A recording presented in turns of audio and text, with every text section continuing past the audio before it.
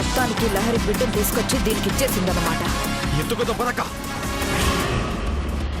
ఇక్కడ దాకా వచ్చాక గోల చేసుకోవడం ఎందుకు? సైలెంట్ గా తీసుకెళ్లిపోదా. మనల్ని చూసిందంటే అది పారిపోద్ది. బాబుకి పోలియో డ్రాప్స్ వేయించడానికి వచ్చావా శ్వేత?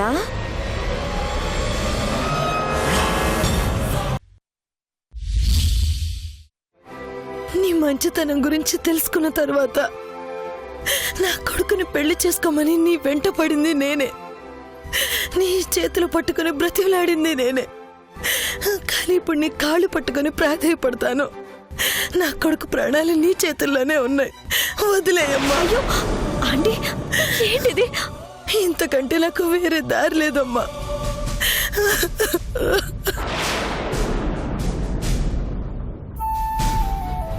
నా కొడుకు ఆనందం కోసమే, నా కొడుకు సంతోషం కోసమే ఆస్తులు సంపాదించాం, మేడలు కట్టాం. మా కొడుకేమో కాకుండా పోతే మేమేలా తట్టుకుంటామమ్మా? మీరు అనవసరంగా భయపడుతున్నారు. పార్థుకేం కాదు. పార్థు నేను కాపాడుతానంటున్నాను కదా. గీతని కాపాడుకోలేకపోయావు కదమ్మా.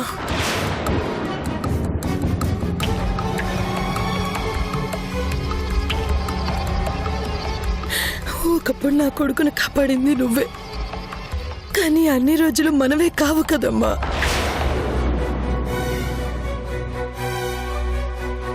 నిన్ను మర్చిపోమని, నీకు దూరం అవ్వమని నా కొడుకుతో నేను చెప్పలేను. అలా చెప్తే పార్థు భరించలేడు.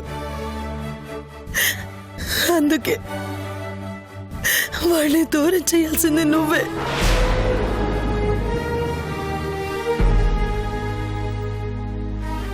వాడు నిన్ను మర్చిపోయేలా చేయాల్సింది నువ్వే.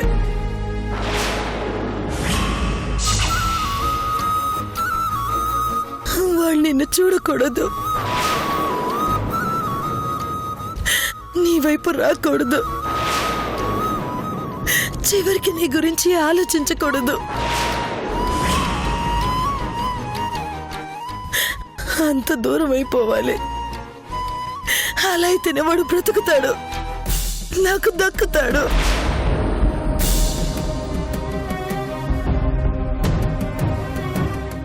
కొంగు పట్టి కొడుకు ప్రాణాలు అడుగుతున్నాను, ఇస్తావా అమ్మా?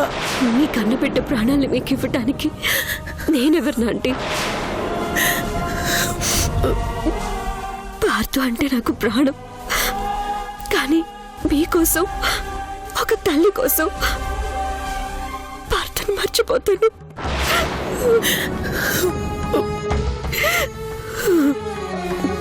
మీ భయం నిజమే. గీత విషయంలో ఏమీ చేయలేకపోయినట్టు రేపు పార్థు విషయంలో కూడా ఏమీ చేయలేకపోవచ్చు. అప్పుడు మీకు ఇచ్చిన మాటను తప్పానని మీ ముందు తల వంచుకొని దోషిగా నిలబడలేను. జరగరానిది ఏదైనా జరిగితే తిరిగి తీసుకురాలేను.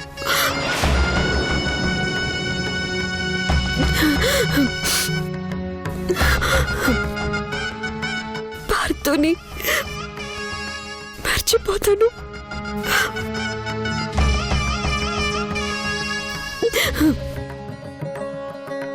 పార్థు జీవితంలోకి రాను. ప్రాణంగా ప్రేమించిన వాడి ప్రాణాలు కాపాడుకోవడం కోసం పార్థుకి దూరం అయిపోతాను.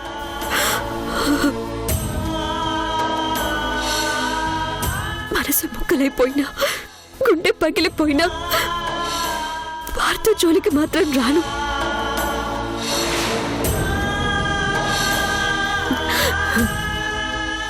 నేను మాటిస్తున్నాను, సరేనా?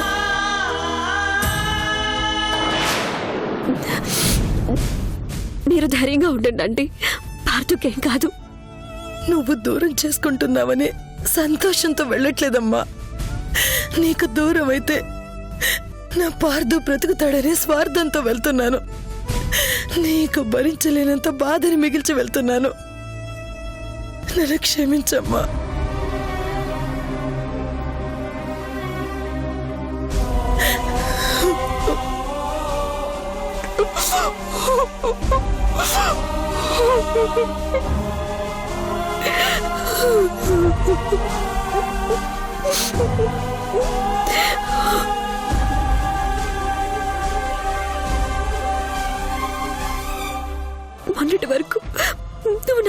తిరిగావు.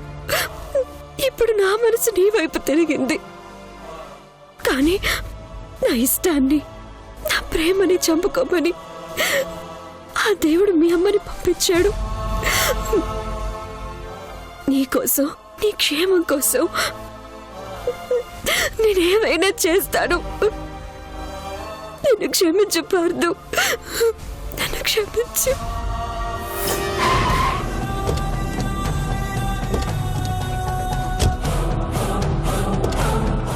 రావే. వదలండి, వదలండి,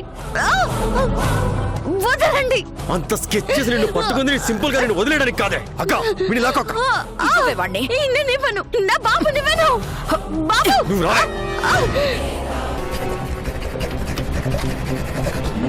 నువ్వు మాకు పెట్టిన టార్చర్ చాలా అన్నట్టు నా ప్రాణం తీయడానికి వీడిని కంటావే.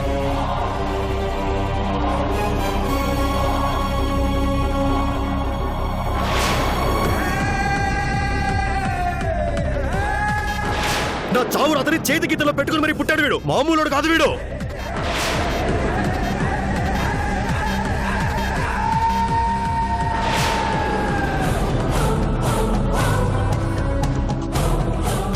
వీడి కోసం ఎక్కడెక్కడో వెతికాను. వీడిని ధనకోట వజ్రముని వంశానికి చక్రవర్తిని చేయాలని కలలు కన్నాను. నా వంశంలో వీడికి జరిగినంతగా ఇంకెవరికి జరగకూడదు అనుకున్నాను. కానీ ఏం లాభం, అంత రివర్స్ అయిపోయింది. నా శత్రువుగా పుట్టేశాడు వీడు. నా మృత్యువై ఈ భూమి మీదకి వచ్చేసాడు వీడు.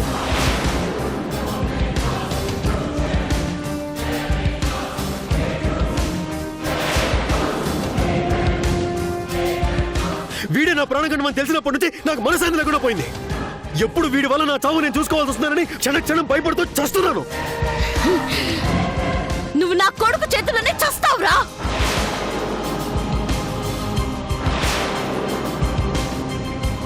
ఆ దేవుడు రాసిన రాత మారదు, నీ నుదుటి గీత చెరగదు.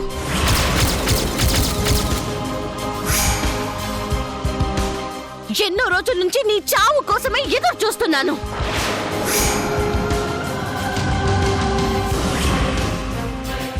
నీ పాపాలు పండే రోజు త్వరగా వచ్చి నువ్వు మట్టి కొట్టుకుపోవాలని ఎందరో దేవుళ్ళకి మొక్కాను.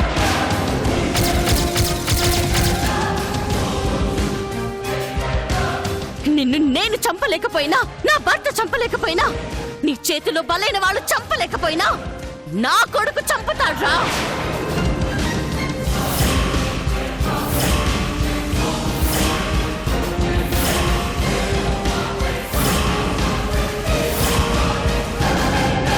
నిన్ను చంపడానికే పుట్టాడు. నిన్ను అంతమొందించడానికే ఆ దేవుడే ఈ వరప్రసాదాన్ని ఇచ్చాడు.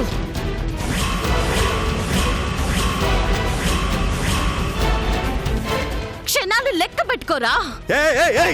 ఏంటి రెచ్చిపోతున్నావు? ఎన్నో నెలల నుంచి రగులుతున్న కడుపు మంటరా ఇది. ఎన్నో రోజుల నుంచి నరకం అనుభవించిన నా హృదయ ఘోషరా ఇది.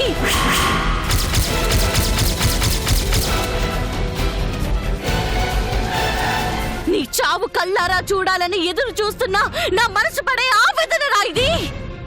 మన ప్లేస్ కొచ్చి కొంచెం కూడా భయం లేకుండా ఇలా రెచ్చిపోతుందంట ఇది. చావు అంచులు చూసొచ్చాను. ఇంకా నీలాంటి వాడికి భయపడుతూ బతకడం కన్నా చావడమేనయ్యో. కానీ నేను చచ్చే ముందు నా కొడుకు చేతుల్లో నీ చావు చూసి చచ్చిపోవాలనుంది.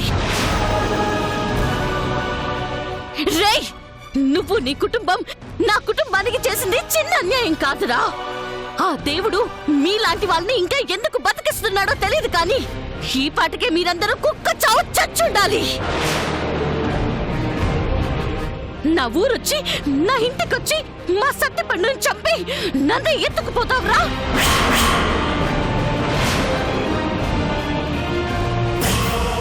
నువ్వు చేసిన పాపాలన్నిటికీ ఒకేసారి శిక్ష పడబోతోంది.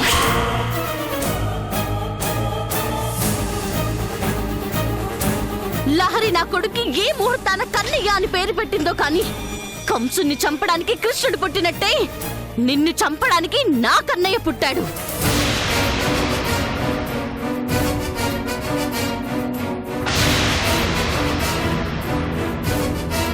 హిరణ్యకశిపుడిని చంపడానికి ప్రహ్లాదుడు పుట్టినట్టు నా కన్నయ్య పుట్టాడు. చంపేస్తాడ్రా.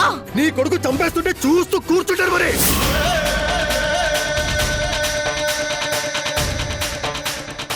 చంపేస్తాడు చంపేస్తాడు ఊరికే గొంతు చించుకొని అరుస్తావు ఎందుకో? వీడికి అంత అవకాశం ఇవ్వను. వీడు నన్ను చంపేలోగానే నేనే వీడిని పైకి పంపించేస్తా. ఏదో మాట్లాడడానికి అవకాశం ఇచ్చాం కదా అని పెద్ద పెద్ద మాటలు మాట్లాడుతున్నావేంటి?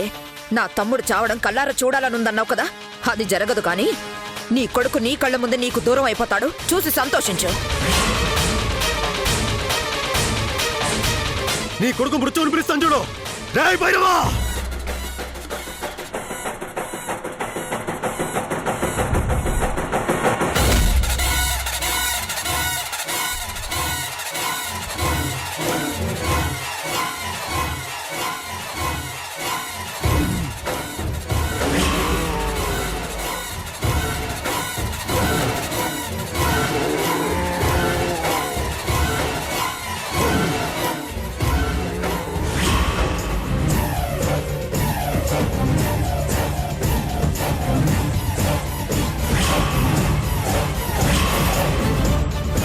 చెప్పండి సార్.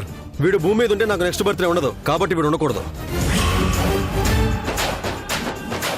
10 నిమిషాల్లో పూర్తి చేస్తాను సార్. హే శ్వేత, నీ కొడుకు వెళ్ళిపోతున్నాడు. చివరి చూపు చూసుకో, కళ్ళారా చూసుకో. వద్దు, నా బిడ్డ నేను చేయొద్దు. భైరవా తీసుకెళ్ళు. వద్దు, నా బాబు నేను చేయొద్దు.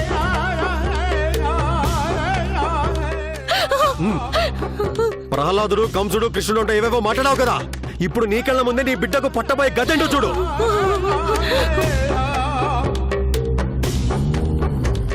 నా బిడ్డ నేను చేయొద్దు. వద్దు, నా బిడ్డ నాకు దూరం చేయకండి, వదిలేయండి. నీ కొడుకు నా తమ్ముడిని చంపబోయే మృత్యువు కదే, నువ్వెందుకు భయపడతావు? తీసుకెళ్ళు భైరవా. వద్దు, నా బాబు నేను చేయొద్దు. వద్దు బాబు, మీ కాళ్ళు పట్టుకుంటాను, నా బిడ్డను వదిలేయండి. నాకే ప్రాణగండంగా మారతాడా? బాబు బాబు, నువ్వెంత అరిచినా ఇక ఏ దేవుడు నీ బిడ్డను కాపాడలేడు. భగవంతుడా, నా బిడ్డ నువ్వే కాపాడు.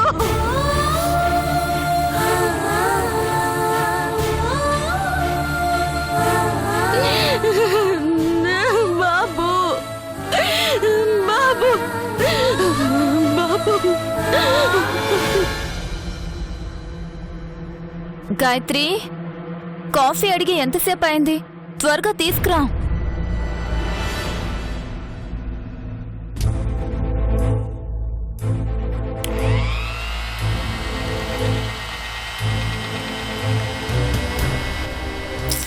గాయత్రి, ఉదయాన్నే కాఫీ తాగకపోతే నాకు హెడేక్ ఎక్కువ అవుతుంది. త్వరగా తీసుకురా. నేనేమైనా దాని దగ్గర పనిచేసే పని మనిషినా ఏంటి తండ్రు బాబు?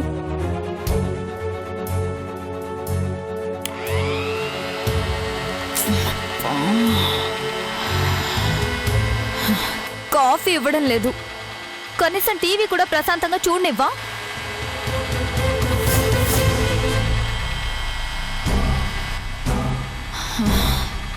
గాయత్రి, కాసేపు ఆ మిక్సీ గోల పక్కన పెట్టి కాఫీ తీసుకొచ్చి నా మొహాన్ని కొట్టు.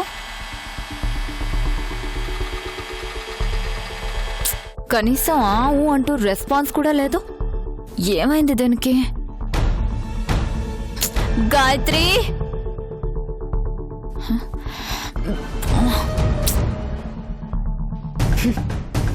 రావే. కాకిలాగా అరుస్తున్నాను, వినిపించడం లేదా? వినిపించినట్టు నటిస్తున్నావా?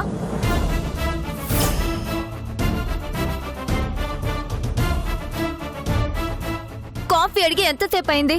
నాకు కాఫీ ఇవ్వకుండా ఈ పనికి మాల పనేంటి?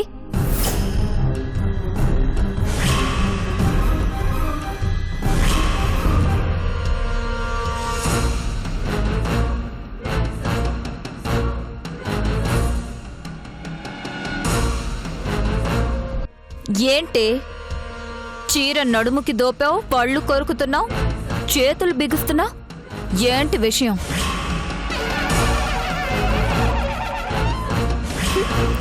కళ్ళు పెద్దవి చేస్తే భయపడిపోతానా? నీ ఇంటికి ఎందుకొచ్చానో, నా బ్యాక్గ్రౌండ్ ఏంటో తెలుసు కదా. మాజీ ఉంది నా వెనక. ఆ రోజు ఎమ్మెల్యే కూతురు ఫోటోలు మారిపోయాయి కాబట్టి సరిపోయింది. అందులో ఏదైనా తిరకాసు ఉండుంటే ఈ పాటికి మీ ఇద్దరితో కొత్త ఆట మొదలు పెట్టుండేదాన్ని.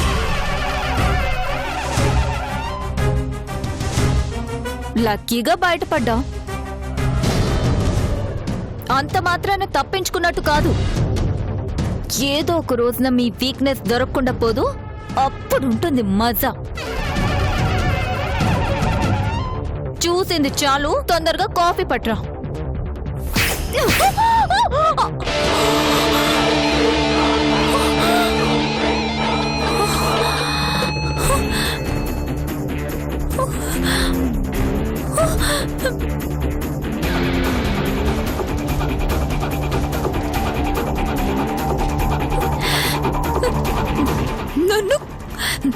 నన్ను కొట్టావా? జే, నమ్మకం కలగలేదా? అయితే ఇప్పుడు కలుగుతుంది చూడు.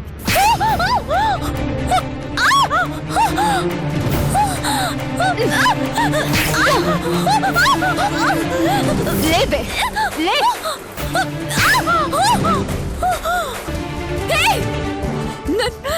నన్ను కొడతావా? నాకున్న ఏకైక శత్రువి నువ్వే కదే, అందుకే నిన్నే కొడతాను.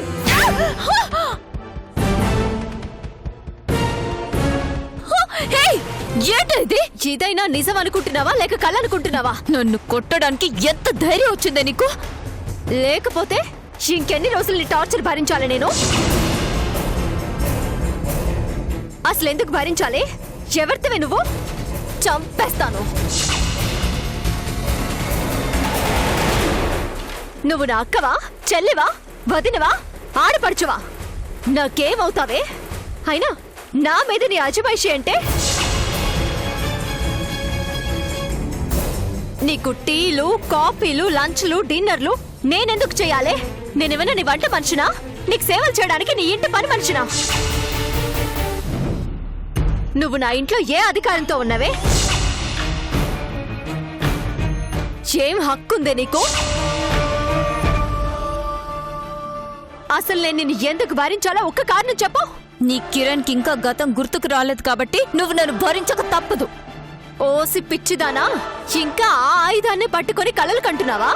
హ, నా భర్తకి గతం ఎప్పుడో గుర్తొచ్చేసిందే.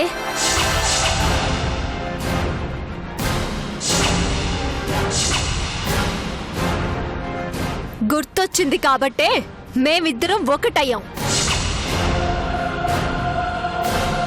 అందుకే నా కిరణ్లో ప్రేమించే కిరణ్ మాత్రమే మిగిలిపోయాడు, ద్వేషించే కిరణ్ దూరమయ్యాడు.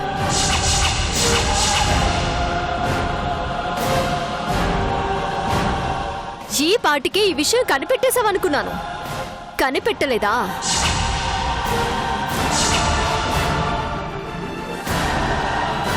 ఏంటే, మాజిని చూసి భయపడాలా? నీ మాజికి నా ఎదురుగా వచ్చి నిలబడేంత ధైర్యం ఉంటే రమ్మనవే. రమ్మనవే.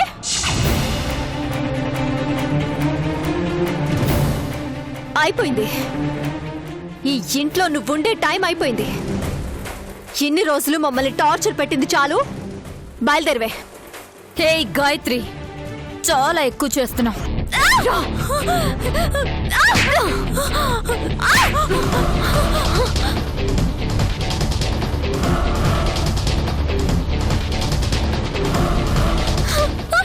వద్దు నిహారిక, నన్ను కొట్టొద్దు నిహారిక. నేను నీకేం అన్యాయం చేశాను నిహారిక? వద్దు నిహారిక.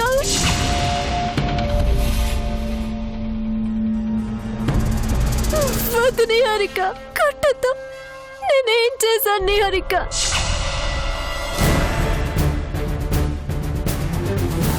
నన్నెందుకు కొడుతున్నావు? నేనేం అన్యాయం చేశాను నీకు? ఏ నిహారిక,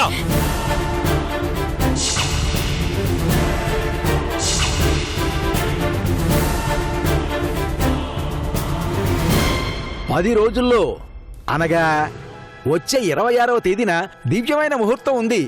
ఖాయించేసేమంటారా? చేసేయండి పంతులు గారు, నేను పెళ్లి ఏర్పాట్లు చేసుకుంటాను. పెళ్ళి కాదు, నీ తద్దినానికి ఏర్పాట్లు చేసుకో.